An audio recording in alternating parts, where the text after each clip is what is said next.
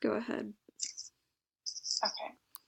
So for general assessment issues, we decided that Esther, based off of her test scores, she should be eligible for a disability of mentally impaired. Um, I think a practice that we liked for Esther was that her teacher and the school psychologists were fast to get an IEP team together to kind of assess her needs once they decided that she was eligible for a disability. However, a practice that we didn't like was that she was put into her age group. So she was put into second grade and moved to third grade, whereas it would have been more appropriate for her to be in a kindergarten class because she couldn't read.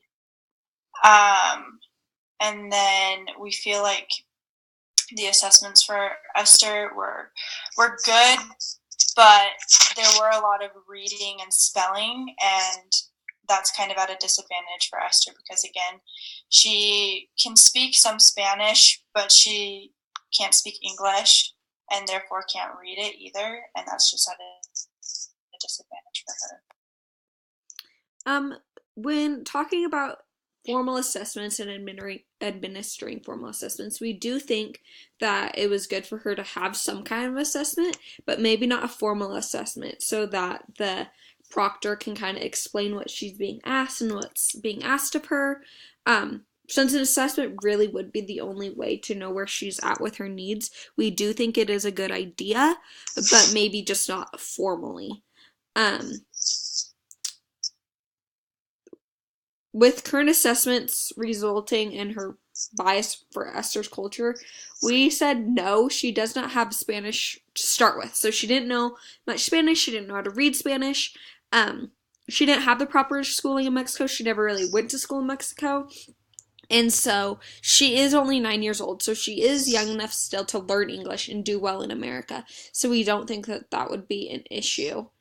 And then for her assessment information, Esther scored below average on the verbal and performance skills, relative strengths in visual perception and concrete relationships and verbal reasoning.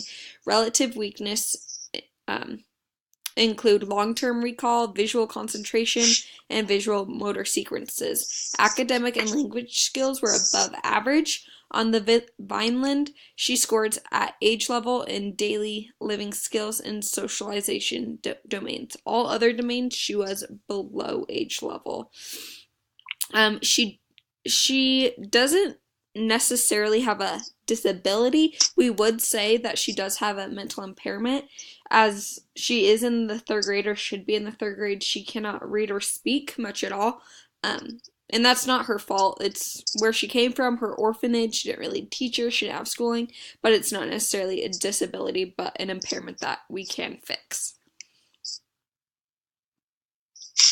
And then, so other assessment issues that we considered during this case study was that Esther's original, her culture and her language background. So she didn't, like we mentioned before, she didn't have any education in Mexico.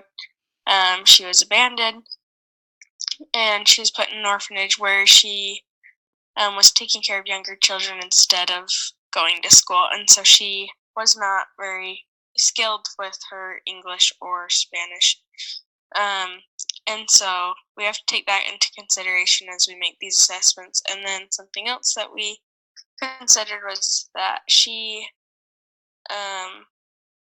Esther seemed to adapt well to her home, and she was able to do quite a bit of the household tasks, and that were if simple directions were given, and we think that was because of she was able to know how to do that from the orphanage. And then it did say that Esther was a little guarded at first because of her cultural differences, and she about being neglected. And then, but she did end up being pretty open and easygoing and willing to learn. And then her teacher, Esther's teacher, it seems like she really wants to help her, and she wants her to succeed and go on to do great things, but she feels that she doesn't have the adequate resources or enough time to be one-on-one with Esther. And She really wishes that she could, but she just doesn't have that right now. And so all of these things are important to consider as going through this IEP process, because it does show like we feel like Esther can learn, and that this may not be necessarily a disability, but just maybe an impairment for now.